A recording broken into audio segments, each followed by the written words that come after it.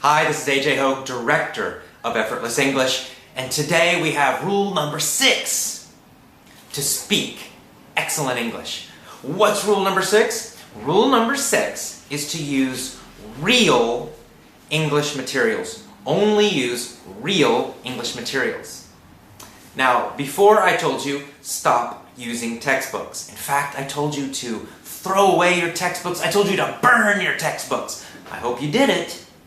Alright, so now you have no textbooks. They're all burned up or in the trash. So what should you do? How can you learn now? Well, I want you to use real materials. What do I mean by real materials? Well, I mean English materials that are for native speakers or that are very similar to native speaker materials. For example, when you read, don't read textbooks. Textbooks are terrible things to read. You don't want to use those. If you want to read English, and reading is great, you should read easy English storybooks, easy English novels.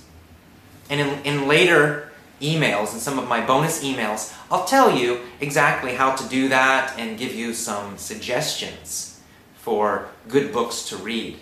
But you want to read easy English books that you enjoy. Imagine that, right? Pick something you enjoy, something that's interesting. Maybe a romance book, maybe an adventure story, something like that. It's easy, it's fun. That's the best kind of reading. So, you know that you should focus on listening. Listening should be 80% of your learning. So what should you listen to? Same thing. You should listen to easy English that you enjoy, about topics that you enjoy. You should enjoy the speaker, you should enjoy their voice, you should enjoy their energy, you should enjoy the topics. So you don't want to listen to textbook CDs. Those are terrible, you know. Hello, how are you? I'm fine. And you? Oh, terrible, terrible, terrible. You don't want to listen to actors, okay? Do not listen to actors. Listen to people who are speaking more naturally. Just like these videos are good to listen to, actually. You can just practice by listening to me talk. I also have a podcast. Podcasts are great. Now you can get on the internet, you can find a lot of real English listening material. Podcasts are perfect. I have a podcast. You can go to effortlessenglish.libsyn.com and you can listen to me talking about English, talking about learning, talking about my ideas. And it's free, it's easy. You can just listen. A lot of real materials. I'm just talking and I'm a real native speaker. I'm not acting. And there's a lot of other podcasts out there.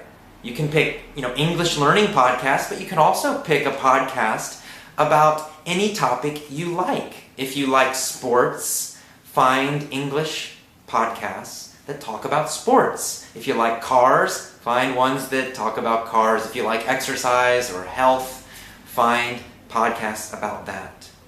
You can also find audiobooks. Audiobooks are another great way to practice your listening. An audiobook is just a book that someone's reading and they record it. So instead of reading the book, you listen to the book.